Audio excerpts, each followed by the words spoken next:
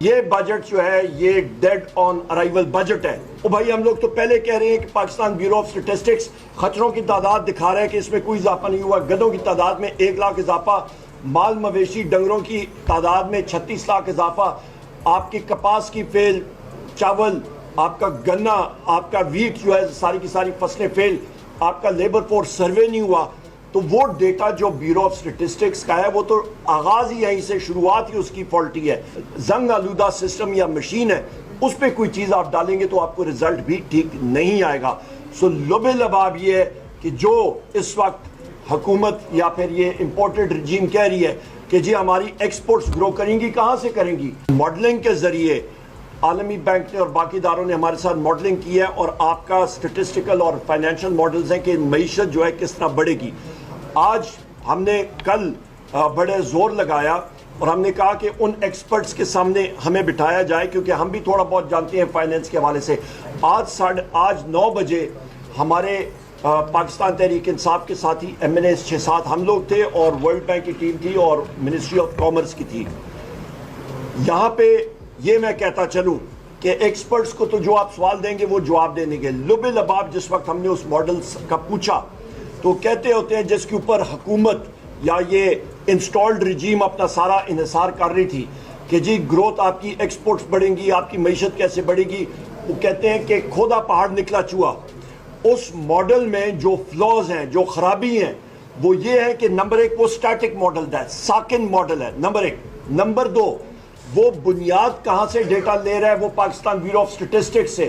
بھائی ہم لوگ تو پہلے کہہ رہے ہیں کہ پاکستان بیورو آف اسٹیٹسٹکس خچروں کی تعداد دکھا رہا ہے کہ اس میں کوئی اضافہ نہیں ہوا. گدوں کی تعداد میں 1 لاکھ اضافہ, مال مویشی ڈنگروں کی تعداد میں 36 لاکھ اضافہ, آپ کی کپاس کی فیل, چاول, آپ کا گنا, آپ کا ویٹ جو ہے ساری کی ساری فصلیں فیل, آپ کا لیبر فورس سروے نہیں ہوا. تو وہ ڈیٹا جو بیورو آف اسٹیٹسٹکس کا ہے وہ تو آغاز ہی یہیں سے, شروعات ہی اس کی فالٹی ہے. اور جو بین الاقوامی ایجنسیز بھی وہ ڈیٹا اٹھاتی ہیں اس کی بنیاد پاکستان بیورو آف اسٹیٹسٹکس کا ڈیٹا ہے جو خود ہی فالٹی ہے.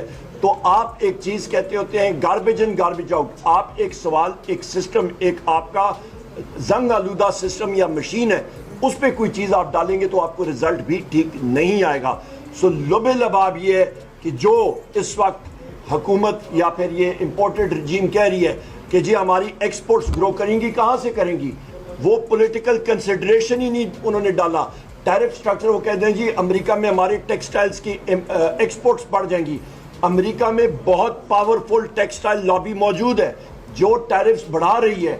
وہ نہیں الاؤ کر رہے کہ آپ کے ڈیولپنگ کنٹری سے ٹیکسٹائلز وہاں پہ آئیں, وہ تو ٹیرف بڑھانے کے چکر میں ہے. تو یہ کیسے لے کے جائیں گے؟ وہاں پہ پبلک ایکشن کمیٹیز اس کو کہتے ہیں, پیکس اور سپر پیکس, ان کی بہت سخت لابیز ہوتی ہیں. تو ان کے لب لباب یہ ہے کہ انہوں نے جو ماڈلز اور جو مفروضوں پہ یہ ساری بات کر رہے ہیں, بات وہی ہے کہ یہ ٹوٹل ایک آپ شو بازی سمجھ لیں, یہ ٹوٹل الفاظ کا ہیر پھیری ہے.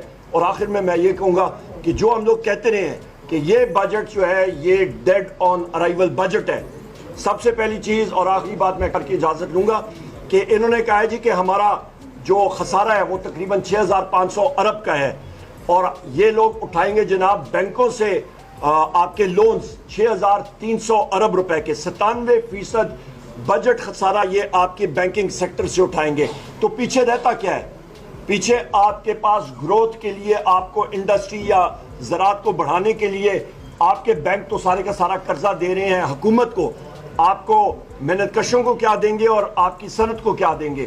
دوسری امپورٹنٹ چیز, جس دن تیل کی قیمت بڑھ گئی تو اس کے ساتھ ساتھ روپی کی ویلیو نیچے جا رہی ہے. اس کے ساتھ آپ کا جو ٹیبل 1 ہے آپ کا بجٹ ڈاکیومنٹس میں, بجٹ ان بریف, ادھر آپ دیکھ لیں کہ آپ کی سود کی پیمنٹ تقریباً 50% بن جاتی ہے بجٹ کی.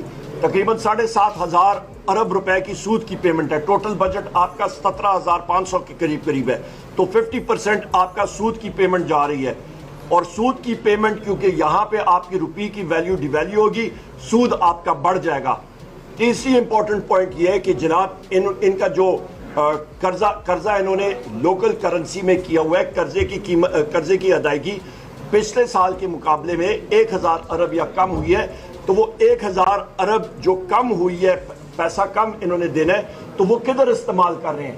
ایک چھوٹا پورشن دفاع میں گیا, باقی کدھر جا رہے ہیں؟ باقی خواتین حضرات شاہ خرچیوں میں, ڈیولپمنٹ ایکسپینڈیچر میں وہ نہیں جا رہا. وہ سیونگ آپ کے ترقیاتی پروجیکٹس میں نہیں جا رہی.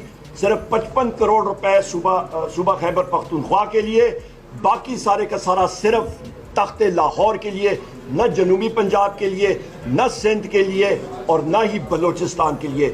اس کو ہم لوگ کنڈیم کرتے ہیں. اور ایک چیز میں باور کرا دوں کہ اس وقت آپ کا بجٹ جو ہے یہ ڈومیسٹک ڈیٹ ٹریپ کی طرف لے کے جا رہے ہیں. اس بجٹ میں آپ کے بینک کے مالکان ارب پتی نہیں کھرب اور کھرب پتی بن رہے ہیں, کیونکہ وہ سارے کا سارا قرضہ بینکس جو ہیں وہ دے رہی ہیں حکومت کو. ان کو فائدہ ہو رہا ہے اور کسی کو فائدہ اس بجٹ میں نہیں ہو رہا. بہت شکریہ. ایک بات کہنا چاہتا ہوں, جیسے انہوں نے کہا ہے کہ ملٹری لیڈرشپ کو مارنا یہ ایک ایکٹ آف ٹیرر ہے. ابھی وہ ڈونلڈ ٹرمپ بھی کہتا ہے اور نیتنیاہو بھی کہتا ہے جی کہ ہم وہاں کی لیڈرشپ آیت اللہ خامنہی کو ہم ماریں گے, ان کی لیڈرشپ کو ماریں گے. یہ ٹوٹلی بکھلائے ہوئے لوگ ہیں, ڈرے ہوئے لوگ ہیں کہ آپ ایک بندے کو مار کے تو سیکنڈ بندہ نہیں آ جائے گا. لیکن یہ بات یہ کہنا خود ایکٹ آف ٹیرر ہے. اسے پتہ چل رہا ہے کہ یہ جتنے بھی ہیں, چاہے وہ امریکہ کہہ رہا ہے, ڈونلڈ ٹرمپ کہہ رہا ہے, چاہے نیتنیاہو کہتا ہے, اس کے وزیر کہہ رہے ہیں. اور پھر ابھی نیتنیاہو کے ایک وزیر نے کہا ہے کہ لوگ ناگازاکی اور ہیروشیما کو یاد رکھیں ایران کے عوام, یعنی ہم ان کو ایٹم بم ماریں گے. یہ اس طرح کے تھریٹس دے رہا ہے, اور میرے خیال میں خاموشی اس طرح کے اقدامات کے مقابلے میں خاموش رہنا بھی جرم ہے. ان کی حوصلہ افزائی ہو رہی ہے. اور اگر اسرائیل کو نہ روکا گیا, چیزوں کو نہ روکا گیا, تو یہ جنگ اس پورے خطے کو لپیٹ میں لے لے گی اور تباہی و بربادی ہوگی. اس لیے ضروری ہے کہ اس طرح کے اقدامات کو بھی کنڈیم کرنا چاہیے, اور ان کی کیا اسے کہتے ہیں کہ ان کو اکاؤنٹیبل بنانا چاہیے, تاکہ اس طرح کی حرکت آئندہ کوئی بھی نہ کر سکے. جب عراق کے اوپر حملہ ہوا, لیبیا میں حملہ ہوا, اور آپ کو معلوم ہے کہ وہاں پہ بھی وہ ممالک ایٹم بم نہیں بنا رہے تھے بلکہ رجیم چینج کی جنگ تھی. اور ابھی بھی آپ کو معلوم ہے کہ عراق جو ایران کے اندر ہونے جا رہا ہے وہ بھی رجیم چینج ہے, وہاں پہ کوئی قبضے کی کوشش نہیں ہے. تو اس وقت جب عرب اسپرنگ تھی تو ایران کیوں خاموش رہا, کیوں سیکٹیرین بیس کے اوپر ایران کی جو فارن پالیسی ہے وہ چلتی ہے, اور پاکستان کے اندر بھی جو لوگ ہیں, جو سیاستدان ہیں, وہ سیکٹیرین بیس کے اوپر پاکستان کو کیوں ان جنگوں میں گھسیٹنا چاہتے ہیں؟ پہلی بات یہ ہے کہ یہ ایران کا مسئلہ ہے. نمبر 1, ایک اسلامی ملک پر حملہ ہے اور اللیگل حملہ اور اٹیک ہے, اس کی مذمت کرنی چاہیے. نمبر 2, میرے خیال میں آپ ہسٹری سے واقف نہیں ہیں, آپ نے پڑھا نہیں ہے کہ انہوں نے کبھی بھی عراق پر حملے کی حمایت نہیں کی, کبھی لیبیا پر حملے کی حمایت نہیں کی. لیبیا پر نیٹو فورسز نے حملہ کیا تھا, کس نے تائید کی تھی اس کی؟